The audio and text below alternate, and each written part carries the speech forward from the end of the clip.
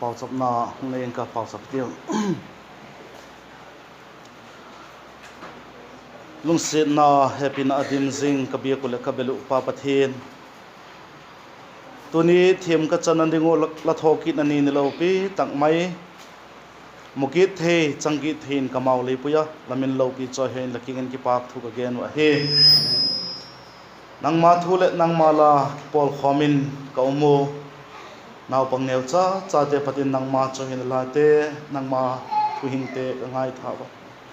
nang ma pa na la te khang lai te patin ngai thawa chule ke yu pi te hon le ka sakho mo thil pe ka te nang ma ka biwa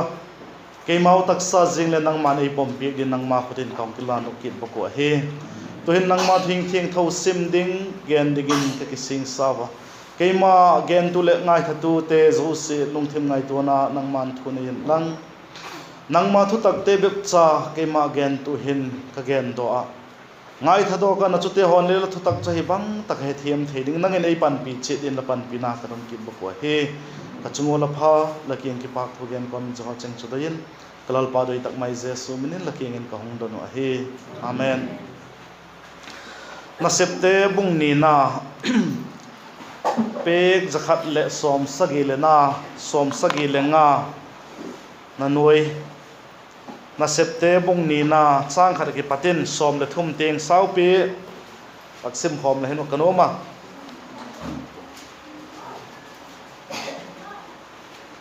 na septe bung ni na chang khat ki pata som le thum teng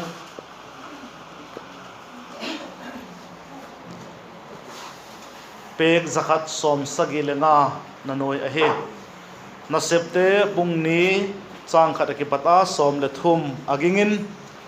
sim khomitin bible choi lo ten le phatak chan alangai on langa ki sim kha he theidingin bible choi ten agingin sim khomitiu na septe bung ni na chang khat ki patin som le thum ting simitiu le pentecost ni ahong tun pha den amau chu aleng on mun khatin ala khom on thakhatin wana ki pat hui ha tak gi to bang ahong tunga je chun akichut na win sungu chu aludim tan mei gong gola kilang le ahonguma ahong ki khom zaga amau ho achang che taw a alengun thagau thing thawin ahong dim taw a thagawin apau sakdung zuin pau dang ten ahong pau taw a he van noi nam tin laga ki pat juda mi pathian ho te chu jerusalem in a on jehusa je ka chun mi pi ahong khom taw a athoge nu chu mitin chun amau pau che ta a het je kon alung khamma ma taw a makle lung kham asak je kon je thogen te zo se hi galili mi hilo a hiu em ale bangate ilengo ipin pi pau che do hezing hiu em parthai mi te mit mi te elam mi te mesopotamia gam judea gam cappadocia gam pontus le asia gama cheng te le phrygia le pamphylia aigupta le Kureni kimvela libya cheng te le khen khat roma ki pat hung khol jin joda phungkai te Crete mi te le Arab mi te ahiu a ilengon pathian thil hi lo pi te again chu ei mau pau chit in ki hezing on atiu a alengon mak asaw a angai na hepo a je he banga hem akiti tu chit taw he himale khen khatin anui san on wayin thak kham ahiu hi atiu a bible chang sim thak naw che them thedin pan chanding cheton malai som pek tan la tuni hi he taksa golun pentecost day tia imat sekwa hi pentecost ti tak le banggen na hem ti le som nga ti na kha hi ti khai he zengo ni som nga tin ni hi ti khai he zengo ji chu bang ti ka ki pata ahem ti le ngai tu bek lovin tampi tak mai e uma ji chu het angaya Pentecost day iti tak le jeta ka hi bak gen be ut I he ding a poimo kasak juda te kut matna te ho he eta isima hi chun a het bailama thiampu te le khabu bung som ni le thumna hi isima hi le jasunga hin juda te nibik kut alamat te ho mudingin ala uma jete ho he akipata hin amu to thei a het to thei se a het thiam nok de ga hi ti chukawak gen dok no masakit a he gama sakut akipata khan ni som nga asim to niu kha jini kha Pentecost day ti in matin ala sa ka he ti kha het mil loading a he judaten akut matnawa poimo dik tilehin kut achum bi ka poimo dik ka saka mat hi paguk lam ala uma pathum be gen lehin khanna dinga chun chekan kut alamango je chekan kut hi banget sangna hi amitile pathian belam no ilalpa jesu christa thiding ei tanding nga ahungding na et sakna khala hi ye chu bang tikama to hemite hi le ai gupta ahungnut seding zano khan pathianin mausi kingin agena tu zana hin ai gupta insona acha piang masapen chapa piang masapen le gancha piang masapen te that ding ka hi ji ga chun nang ho khong chokan theina dingin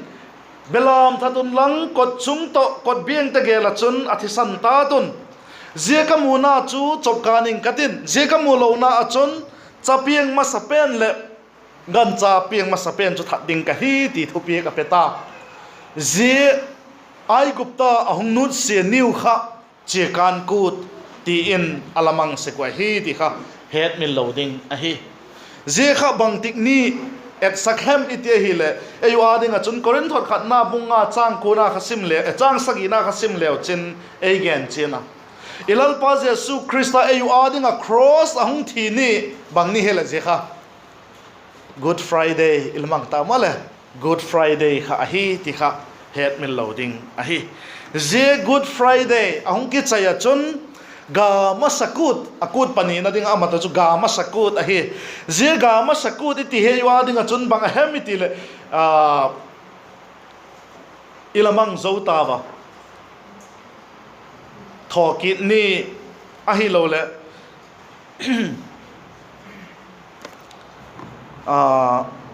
bang he tam sai gen sa kha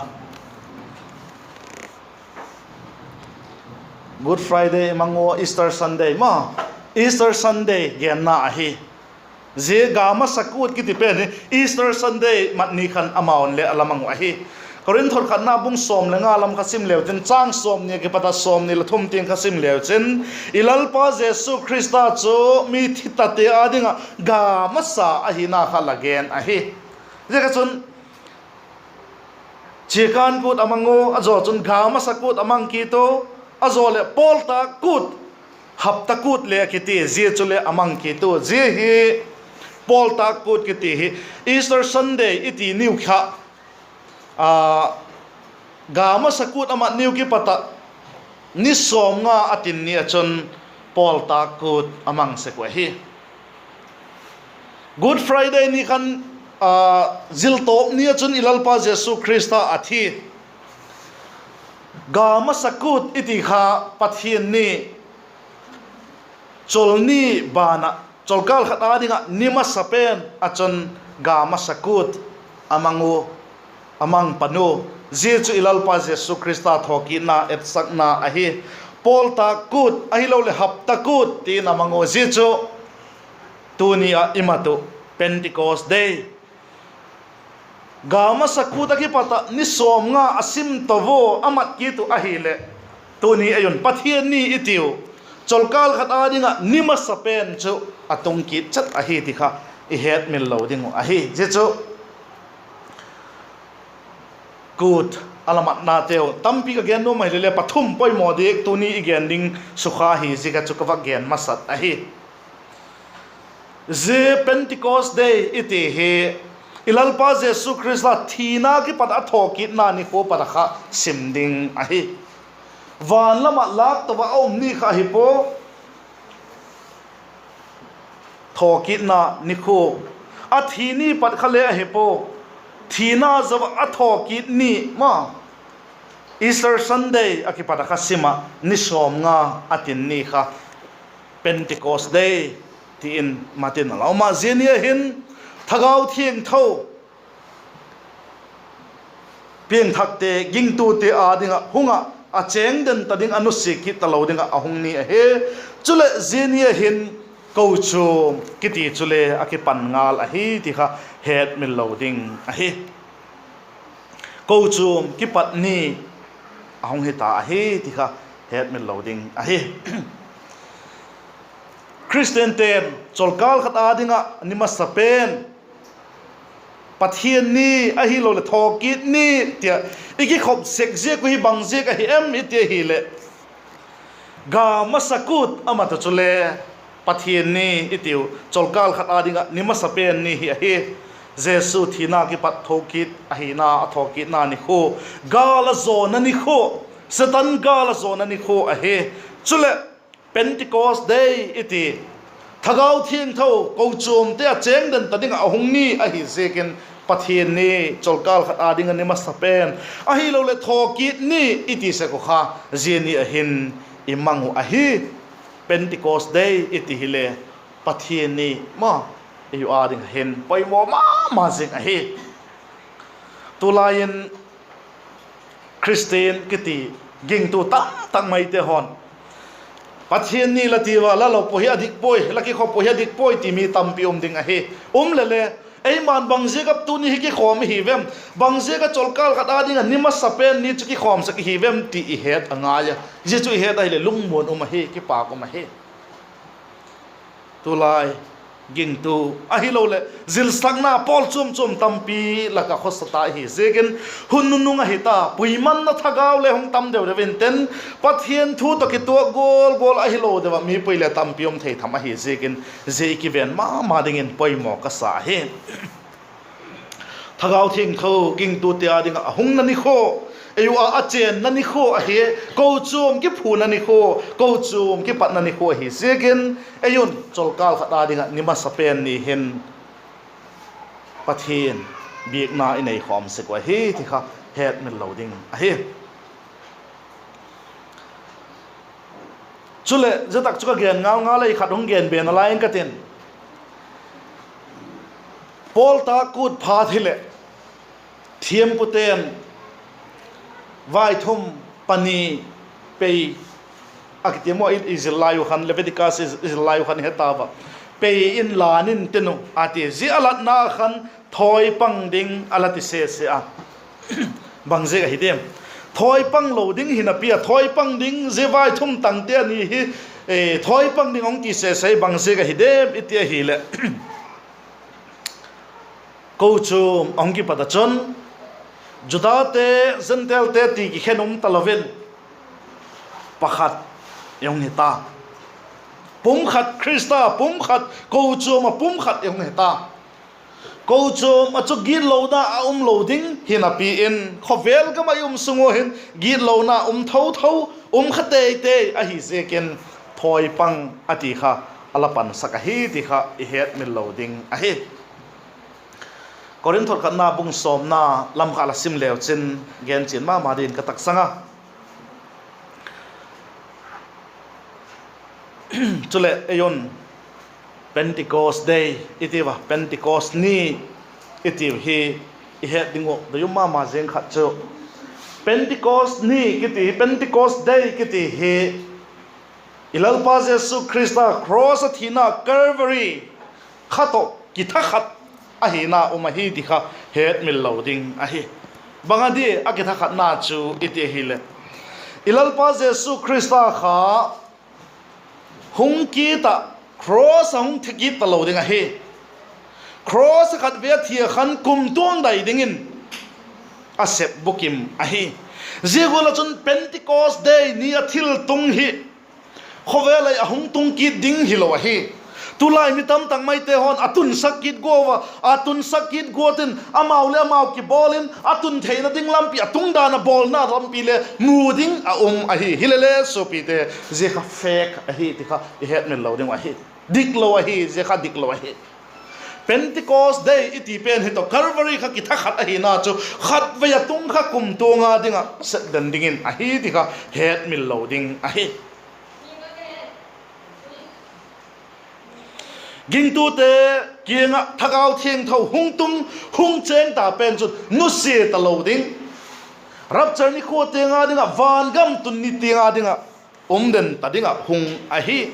chule Bible chang sim naw khan again ana septembung ni na sim naw khan again chen ma zenga Pentecost ni ong tun phaden amau chu alengun mun khatin khomun athi alengun athi hi ko hi de mizal som ni lam a hilo le zathum lamung khom te hi dem tile hilo a hi achung khasim leu chen again a hi nung zui som le khat te a hi wa he bangse ka nung zui som le khat mo iti hi le Judah Iscariot pang talo ahi zekin ahi ze alengun avakti amau chu alengun mun khaten ala khomun ati hi nungzui som le khatte kha ahi wa thakatin wana ki pat hui hat tak gi tabang ahong tunga ze chuna ki chunawin sung chu ahong lodim tan mei kongola kilang le ahonguma ahong ki hom zaga ama ho chang chi taw a ati hile nungzui som le khatte kha hi wa hi nungzui som le khatte ho hi a hiu zenia thugen te chu ze thagau thieng tho thil piak chang te chu le aleng khom te ho zo si kha hi lo hiu ze nungzui som le khatte kha hiu ti kha i het mil loading a hi tunin thagau thieng tho hung tung ki tin thagau thieng tho achom mong hong tung ki din pau het lo ati i Bible o hen pau chom in hong pau ta ati pen he pau mun dang khan pau het lo in hong pau wo ti kha gen chen nom e he zia pau theina zia thili theina he ko ten chang hem tile ei ho hi lo nong zui som le khat te kha ala hiu a hi ti kha het mil lo ding a hi zia thagau thieng tho hong sol pek he chan chen pha zone na jek bung som le lina hin ei la gen chin pe ka bang ding ai hung sol pe ka hi em ite hi le chan chen pha zone na jek bung som le li chang som le guk ta som le sagi hin hi de na ki ji ka chule keima pa kengin keiman pa kengin doning ka ten ama chun thamuan pa dang bang tik la ya le la keng jing ding chu hun sol pek ding a hi zia chu thagau thu taka khovelin amu lo le a het lo zega ala chan thei lo kha hi himalaya ma chu la kengun jing le nangma wa cheng den a hi zekin la henau hi ati hi ze thagau thieng tho ahung na ni kho pathienin ahung sol na ni kho ayo a cheng den tadinga ahung sol na ni kho kha hi danam le igen chen hele gen chen sem na hi lo le ni taglam le gen chen sem din ki saiden Pentecost ni ahin thagau thieng tho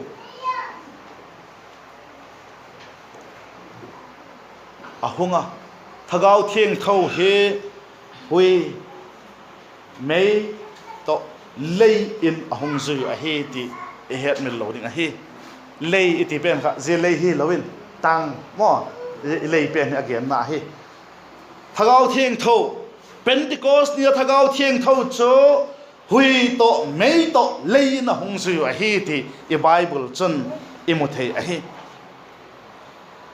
je thagau thieng thoin hang san na thili thei na ama he pi tu hi na api a he je dinga chun akithu pi sak a he ti I het mi loading a he chan na septembung khatna chang gi na lam kha isima hi le alaki tiam na sama a hi je khat na septembung khatna chang gi na kan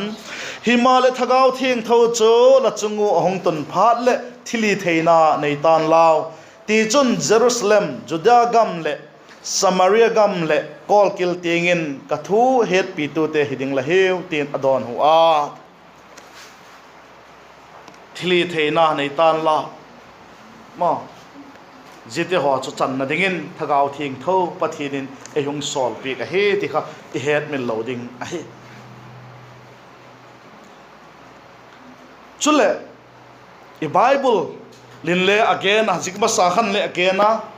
thugen tu dang na le again hen lateno zie thagau thieng thau achanu hin pau eu bible tu ki gen na hin pau dang ten ahung pau ta wa ati pau dang ten ati chang li na khan zik dang bible dang en leo chung pau het lovin ahung pau ta wa ati kha tulai mi tam tak mai ken le kala tu kha ko ma bible college jeng in le pau dang pau het lo pau lo te chu thagau chang lo ei ti wa amau chan gol chang lo golin ei ge no ken le ka dot ho na chu mang hem adik hi nang chan gol ka chang poi ke thagau thieng tho chang ka hi thagau thieng thawin boi na thagau ei pe po lungmon na thamon na het thiam na thagau ei pe ka hi hen nang chan chu nang la hello ken la hello boi na thagau hen thagau thieng thoi poi ka ti pe ka hi pau het lo ati pen hi mo eta ka pau dang dang ati het ning doi um hi athu ge nu hi pau het lo hi po thu gen tun a thu gen chu pau le ngai ta lo hi ti nai chu zen ne thu gen chu zen ni thu ki gen chu mi dang dang nam dang dang pau chum chum te hung khom te ho zo se gan amau nu pau gol che ta he zeng hi se kun pau het lo hi poi ti cho ke chen ma hi ye cho hi sapi pi chu le ei hon pau het lo ki ti pau het lo ki chan go ham na lai le ki tamai chu bible a kon pau het lo te ho hung be ding ati ho khale a a hi ma mi khen khat te ho chun a pau chap naun le ka pang khanga ya hatara bura ka joro ha du ham na har ka tam na ta ko ka da ha amaun la hello ken la hello kon het de ta ka pang kha ga cha a top lom chu ka ti bang leong za zenga chu la ke amao be kin hello amaun la hello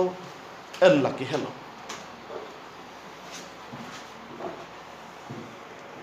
je gol chu pi te ho thagau thieng tho apat hello ding a he ti kha I het mi loading a thagau thieng thovin boina ei pelo lungmon na het thiam na ei pi pen kha mat hiel loading a he ni tam pi tak mai igama zigol ei mi a hiu ka gen te ei mi a hiu tam a he min thang tak tak le a hiu mi thupi tak tak te le a hiu mi te na ngai sang ma te le a hiu ka he hilele so pi te het dik apoi mo he I bible in simleo sen thagau thieng tho baptisma chanding again po thagau thieng tho ki hi dim jing ding Azil sak zo a he ti kha het mi loading a he pian thak te ho chui pian thak nin thagau thieng tho I changta zia thagau thieng tho I chan pen kha ki hi dim jing ding ti chu zia kha ki pui sak jing ding ti na again nop na he ti kha I het mi loading a he thagau thieng tho dim ding e ti na he bible sim to leo chen Pentecost dia thagau thieng tho changte ho chu thagawin a ki hi dim jing zo a he Efesa te bunga chang som le git lam khusim leo chen ki hi dim jing ding apoi mona alagen a hi ka chon thagau thieng tho papa thenin ehung sol pek na a hin lungmon na ding ei nu se ta loading ei thamon tu ding a ei sol pek ichan a hi lam hello boi deu zeng thagau thieng tho ka chang hi ti boi deu zeng ama le boi deu mi la boi deu mi tama he je gol kha pa akipat hilo mai the he echo ei ging tu piang thak cha te het mi loading in doi ka sa he thagau thieng thoin apau sak dan dung zuin Pentecost nia nung zui som le khat te ho chu thagau thieng thoina pau sak dan dung zuin ahong pau ta zia chu pau dang te hon le amau pau golin amau nu pau golin a hetau a hi ti a hi pau chum a tho hilo a hi nung zui te hen pau chum a tho a thu again hilo a hi khat het theiding again zo wa chu midang te het theiding ahong gen midang te na het theiding ahong gen zel hilo a hi pau khata again kha adang te ho zo sin le amau nu pa go la het a hi zia chu thagau thieng tho na sep a hi ti ga I het min lo ding a hi thagau thieng tho na sep a hi zia gol chu dan again tak sa gol khan karavari to ke bang hi ka tina zia gol chu e la kahin atung mai thei ta lo ding a hi kolak vai lak gen lo ei manipur gam zing ale zigol chu amok tun the hi talo a hi tika I het mil lo ding a hi thagau thing thawin apau sak dan dung zuin ahung pau ta wa nam som lenga som le guklam pau chi som lenga som le guklam bum khom te la ka chon pau khata gen chu amau nu pau chi tin a he zo a hi tika I het mil lo ding a hi zigol chu midang ten le vachan gota ei hon le vachan got khel kha ngai lo hi zani tak thogen tun le again tai zigol thili theina nung zui te ho thili theina chan kha chan noma suma chok go pa kha bangati e la sum la pai to mang khom ding la hi mang thai khom ding la hi ati pi kha zigol chu a hi zekin supite ya ding thieng pathian in ap thagau thieng tho ema cheng den tading den tading ap a hi zia chu lungmu taki pak taki ning poi mo ma jing a hi zegula mi te boy la yo chun I bible in again a boy ta zeona chun peter in again chin pek ta zehi bang thua hem zehi bang ti da na hi empty a boy la yo khan peterin thagau thieng tho hung tun thu chu again chim pek ta hi je thagau thieng thong tun thu pentecost ni a hin peterin again chin pek na a hin joelin alagen lok te ho kha ahung gen to ba zol nei joel bung ni na khosim leo chen again a zol nei joelin alagen lok pen kha peterin again chin pek ta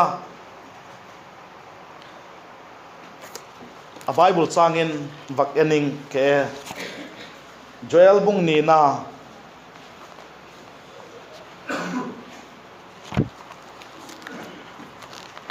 joel bung ni na chang som ni leget la som ni la ko hi isim le again dewa je zo nung achun mi zo se chungin kathaga bun thang katen la chapa tew le la chanu tew in hilogin tewin la tek sa tewin mangin matin tewin la tangwal tewin kilak na monaw jeni phachule suok posal le nomei te chung na tingin kathaga bun thang ka jailin jail again peki ale alagen pek pen alengin bukim lo malele pathian thagau theng tho ahung tun ding again chu zeni hin pentecost ni nong goi to nga he ti chu peterin alagen chin pek ta hi numei posal ate ka khang gender khenna talo ahi lo le khang akhang lai naw pang ti khenna talo chule shok numei shok posal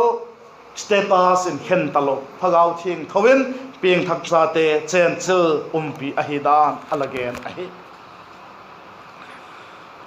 sa paujun pour out alakiti e paujun bun thang ka alakiti ta hen tamlo chakhat kawak gen nom chu thagau thing tho igen takle ei mi te adinga het thiam hak mama boyom mama khat awma papa thian itile alim ding dan chu ium sak theya amel put ding dan le ium sak theu chu mo papa thian itile khen khatew chun asam kang bem bom de khamul hole kang de male ngau sat sut de akang ina ki thum ding tivel ilung thema ki gel the chu cha papa thian itile la ilal pa jesu christa chu mi hinga ei mau gol mel pu hunga hi zigin alim ding chu ium sak theyo tuni drawing them den alima jiko hilowa hi alim ding chu ium sak thei min le alim tam pc ka hi je ke ium sak thei ai la thagau thieng thau iti phat phat le ki boi ta se ka chu alim ding dan ko he gel thei thagau thieng thau lim ding pa pathian limong zigin kitil azik thei kem de kara level thei kem de jesu limong zigin ilal pa jesu krista lim tilel alim dit nal ta kazika drawing a thiam te on a color le pe thei de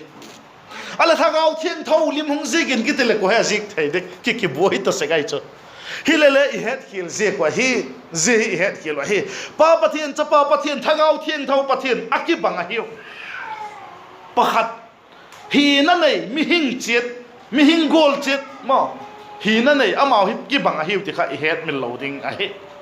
chule thagau thiang thau I het thiam lo na chu tu I vak sim na wa chon jol nei joel le thagau thiang thau hong bun thang ka tin ati le bang ti dan a je chu but thak thei ding chu ti dan khai ngai tu na min alim ding le ki sak thei loi chu tui a hi de o hi lo le thili thei tak mo a na sep te sim na gola hui gol bang power nei ma jeng me hung ti jing dan de ding mang ki gel se kai chu ji gol khai ngai tu na I gel khelo a hi so bi te ho I gel khelo a hi thagau thiang thau kha hung ti jing gol kha hui dek lo ding a hi ti kha het min lo ding a hi het khel ki wa het khel lo ding a hi lo le bang hem kha thil mak ma je hung leng vol hung sep kha thagau thiang thau hi lo ding a hi la pau chap le la timul hung thawai la pang cheong ki zel golom khale thagau thiang thau hung zel hi lo ding a hi so bi te gel khel poitiu ziet jol nei joel in alage na pe na hi bang zika hong bun thang ka tina te hemitile zienia chu pentecost nia chu mitam tak mai te hon je thagau thiang thau chu chang ngei de ka hi naw again no siet je ka te chu ki gen a hi dikha I het min loading a hi thagau thiang thau pathian ayo ache ayo omjing je chu pentecost ni ilal pa jesu krista thina zo thokin ni ki pata sim to ni som nga tin ni chon ging tu te piang thak te chon ahong cheng ta a he ti kha I het min loading a he chang le thagau thiang thau ding dan chan ding dan bible in alagen na dan ka gen tak sa gol kha thagau thiang thau chu pentecost ni chun hui to mei to lei in ahong zui a hi ka tikha I het min lo ding a hi hui to mei to lei kha thagau thiang thau hi lo hiu thagau thiang thau kha zete chun hong zui hi zo a hi tikha I het min lo ding a hi ni ka chun tu ni nangma a cheng thagau thiang thau keima a cheng thagau thiang thau chun lungmon na thamon na pathian cha hina ki het chen na pathian doi gola umut na ei pena em ahong pena em te apoi mo zo a he chule banghem ti khat je ka chang thut ding azol ei no se zel ding kha gel lo ding a he I taglom la gen chen semit tu thung loi hun lai gol a hi poi ei ma cheng den digin ama chang a he ti kha het min lo ding a he tonin pentecost ni a hi jegen phugen them kai po je ka chon ngai no tak digin ka gen thei po ni bi poi mo te ho velai mi thugen them ta khon story pin de na hong ge no bang ti hamin a hong ge no emotion de vel hong ge no le angai no kuma kai ka khuti thei po hilele pathian thuin azil sak pathian thuin a pi igena I het thiam a hi chun lungmon ma ding a hi gen thiam ma ingai lai chi mi thitui le pot de ki sahil zeng I pot dole ngai sangin gen thiam be kilen le pathian thu tak khan ei ma chengin na sem le I khan lungmon na zona te ka tak sang a hi pentecost ni a hi zekin thoki na easter sunday ki pata sima ni som nga tin ni a hi ti kha het min loading a hi chule zeni hin thagau thiang thau chu ging tu te a cheng den ta dingin a hung ni kho a hi ti kha het min loading chule pentecost ni hi ko chum ki patni ki phu patni ki siam patni juda te gentle te ti hen chum talova pakhata ki pom kha thena ni kho a hi zima sanga chun gentle te to juda te chu ipaten gen leo uilakel ati gol chu hiding ahiu ahin la Pentecost ni ki pata ko chum ong ki patni patchon Krista chun pom khatna hongum ahe chule Pentecost day iti Pentecost ni iti pen Calvary to kibang Calvary to tekin the ahe khat ve atung kha umden ding zigol kha hung tung kit loading cross ilal pa Jesu Christ hung kit loading a hi gola chun hung tung kit ding hi lo a he ti kha head mil loading a he thagau thing tho baptisma kha nong zui som le khat te kha changwe adang ten je go kha chang ding hi lowen je thagau thing tho I chan pen kha je kha kisuk dim jing ding e ti zo a he ti kha head mil loading a he